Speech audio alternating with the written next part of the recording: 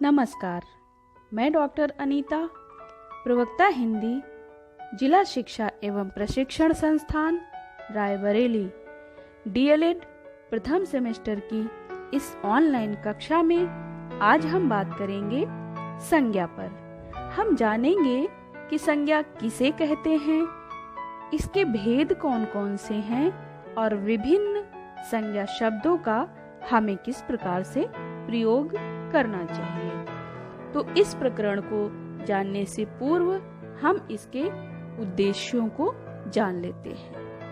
प्रशिक्षुओं को विभिन्न संज्ञा शब्दों का ज्ञान कराना और संज्ञा के भेदों की जानकारी प्रदान करना, जिससे कि प्रशिक्षु प्रसंगानुकूल संज्ञा शब्दों के उचित प्रयोग कर सके। इसके साथ ही साथ प्रशिक्षुओं को यह भी बताना कि गतिविधि के माध्यम से बच्चों को संज्ञा शब्दों से कैसे परिचित कराया जाए और पाठ्य पुस्तक में आए संज्ञा शब्दों की पहचान करने में भी प्रशिक्षुओं को सक्षम बनाना, जिससे कि वो बच्चों को जाकर के संज्ञा शब्दों की उचित पहचान करने में सक्षम बना सके। अब हम बात करते हैं संज्ञा की। जानते हैं कि संज्ञा किसे कहते हैं। किसी व्यक्ति, वस्तु, स्थान, गुण और भाव के नाम को संज्ञा कहते हैं, जैसा कि हम यहाँ पर चित्रों के माध्यम से देख सकते हैं, जिसमें एक व्यक्ति का चित्र है, वस्तु का चित्र है और स्थान के नामों के चित्र हैं और भाव को दर्शाता हुआ चित्र है। अब हम इसके उदाहरण देख लेते हैं। व्यक्ति का नाम रामः मोहनः, यानी राम मोहन, या कोई और नाम हो सकता है, हमारा और आपका भी नाम हो सकता है। इसी तरह से वस्तु का नाम कुर्सी, मेज, किताब, कोई या फिर कोई अन्य वस्तु भी हो सकती है। इसी तरह से स्थान के नाम भी संज्ञा की श्रेणी में आएंगे, जैसे लखनऊ, सीतापुर, कानपुर या अन्य कोई स्थान। इसी तरह से भाव के नाम भी संज्ञा की श्रेणी में आते हैं, जैसे सुंदरता, युवावस्था, प्रौढ़ावस्था, वृद्धावस्था। अब हम जान लेते हैं कि संज्ञा के भेद कौन कौन से हैं। तो संज्ञा के संस्कृत में 3 भेद हैं: व्यक्तिवाचक संज्ञा, जातिवाचक संज्ञा और भाववाचक संज्ञा। तो सर्वप्रथम हम व्यक्तिवाचक संज्ञा के बारे में चर्चा करते हैं। व्यक्तिवाचक संज्ञा, जैसा कि नाम से ही इंगित हो रहा है कि इसमें किसी व्यक्ति विशेष की बात की जा रही होगी। तो ऐसे संज्ञा शब्द जिनसे किसी विशेष व्यक्ति, प्राणी, वस्तु अथवा स्थान का बोध हो रहा हो, उसे हम व्यक्तिवाचक संज्ञा कहेंगे, जैसे विवेकानंद, महात्मा गांधी, हिमालय, रामायण आदि। तो यहाँ हमने इन उदाहरणों में देखा कि विवेकानंद और महात्मा गांधी व्यक्ति विशेष हैं, इनके जैसा कोई दूसरा नहीं है। इसी तरह से हिमालय भी अपने आप में विशेषता को लिए हुए है, उसके जैसा कोई दूसरा पर्वत नहीं है। रामायण जो कि एक ग्रंथ है और महाकाव्य है, जो अपने आप में अद्वितीय है, विशेषता को लिए हुए है, उसके जैसा कोई दूसरा ग्रंथ नहीं है। तो यह भी व्यक्तिवाचक संज्ञा की श्रेणी में आएगा।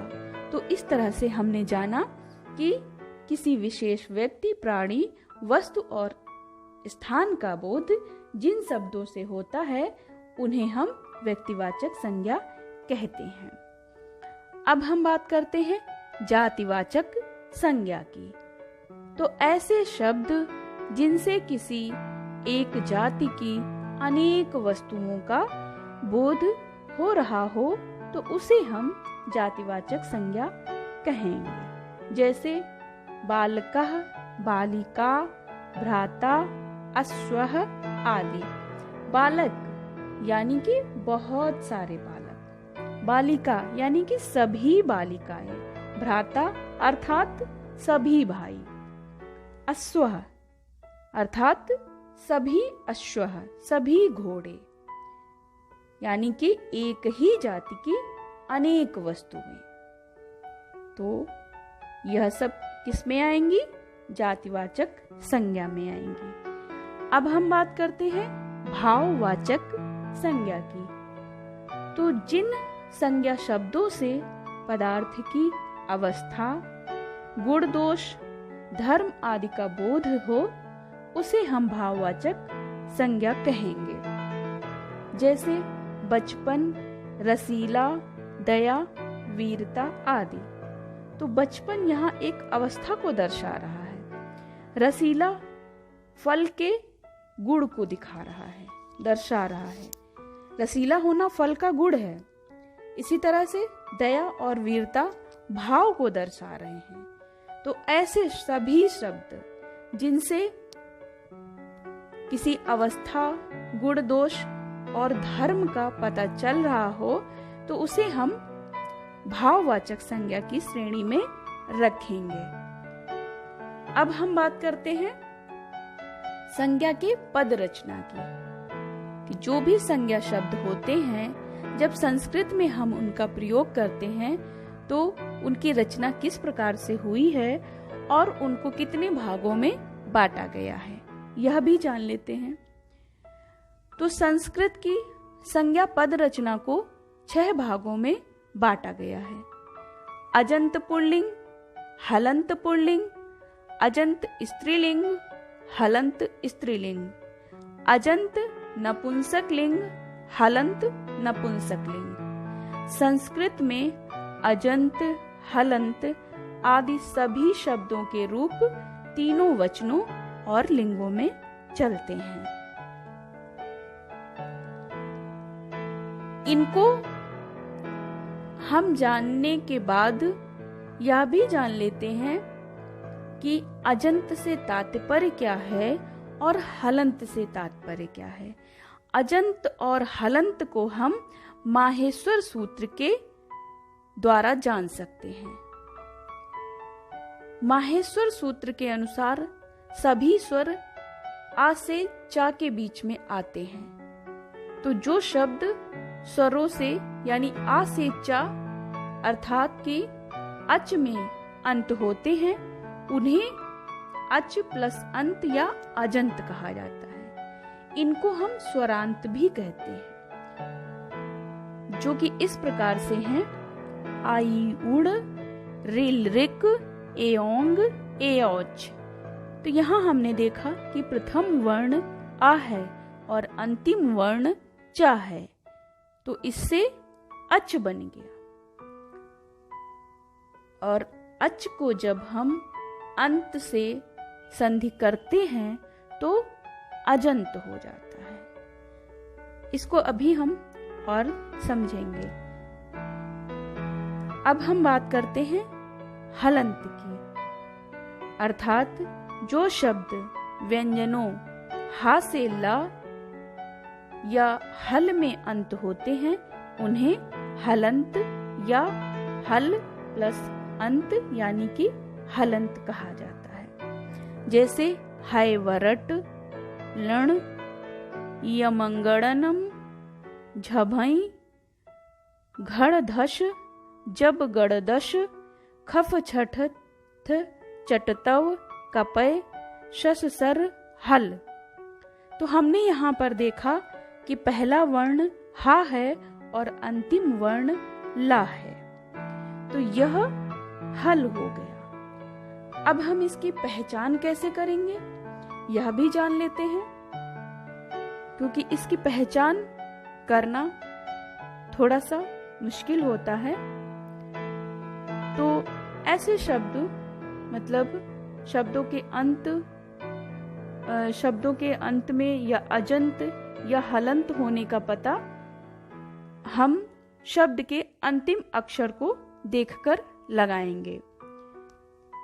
इसकी सही जानकारी के लिए हमें मूल शब्द को भी देखना चाहिए। शब्द की विभक्ति के रूप से सही जानकारी मिलना कठिन होता है, क्योंकि कोई भी अक्षर व्यंजन और स्वर का संयुक्त रूप होता है। जैसे का, हम अगर का कहते हैं तो का में दो वर्ण छुपे हुए हैं, एक क है और दूसरा आ है। तो जो भी शब्द पूर्ण व्यंजन में अंत हो तो वह वास्तव में आ की उपस्थिति के कारण स्वरांत या अजंत कहलाएगा। इसको हम उदाहरणों के माध्यम से समझते हैं। जैसे यहाँ पर हम देख रहे हैं कि 3 उदाहरण दिए हुए हैं, बालक, गोपी और विध्वंस। तो हम पहले बालक शब्द को देखते हैं। बालक को हम तोड़ तोड़ करके समझते हैं। ब धन आ धन ला धन आ धन का धन आ। तो हमने यहाँ देखा कि अंतिम जो वर्ण है वह आ है, यानी कि किसी भी शब्द का जो अंतिम वर्ण होगा, जिस वर्ण से अंत हो रहा होगा, वह अजंत कहलाएगा, यानी कि स्वर से जिसका अंत हो रहा होगा तो वह अजंत कहलाएगा। इसी तरह से हम गोपी शब्द को लेते हैं। गा धन ओ धन पा धन ई। तो यहाँ हमने देखा कि अंत में स्वर वर्ण ई आ रहा है, तो इसलिए यह भी अजंत या स्वरांत शब्द है। अब हम अगला शब्द लेते हैं, विध्वंस। व धन ई धन द धन व धन स। तो यहाँ हमने देखा कि अंतिम वर्ण स है, यानी कि यह हलंत है। तो इस तरह से हमने जाना कि अजंत और हलंत कैसे पहचाने जा सकते हैं और कौन से शब्द होते हैं। अब हम संज्ञा को गतिविधि के माध्यम से बच्चों को किस तरह से सिखा सकते हैं यह भी जानेंगे, और संज्ञा को सिखाने की विभिन्न तरह की गतिविधियां हो सकती हैं। एक गतिविधि की बात हम यहाँ पे करेंगे जो कि इस प्रकार से है। प्रशिक्षु बच्चों के कई समूह बनाएंगे और प्रत्येक समूह को अपनी मनपसंद संज्ञा के शब्दों से संबंधित वस्तु का चित्र बनाने को कहेंगे। चित्र बनाने के बाद प्रत्येक समूह अपने बनाए हुए चित्र बारी बारी से दूसरे समूह को दिखाएंगे। दूसरे समूह के बच्चे चित्र देखकर संज्ञा का नाम बताएंगे और यह भी बताएंगे कि शब्द में कौन सी संज्ञा है। उदाहरण के लिए यहाँ कुछ मैंने चित्र प्रस्तुत किए हैं जिसे आप देख सकते हैं। अब संज्ञा पर बच्चों की समझ और बेहतर करने के लिए हम उनको कुछ कार्य देंगे, जैसे कि आसपास की वस्तुओं के नामों की सूची बनाना और संज्ञा के भेदों के आधार पर उनका वर्गीकरण करना। इसी तरह से हम भाववाचक संज्ञा शब्दों की सूची बनाने को कह सकते हैं और अलग से जातिवाचक संज्ञा शब्दों की सूची बनाने को कह सकते हैं और व्यक्तिवाचक संज्ञा के शब्दों की सूची बनाने को कह सकते हैं। तो इस तरह से हमने जाना कि बच्चों को हम संज्ञा शब्दों से सहज रूप से परिचित करा सकते हैं। मिलते हैं अगले वीडियो में, तब तक के लिए धन्यवाद। नमस्कार।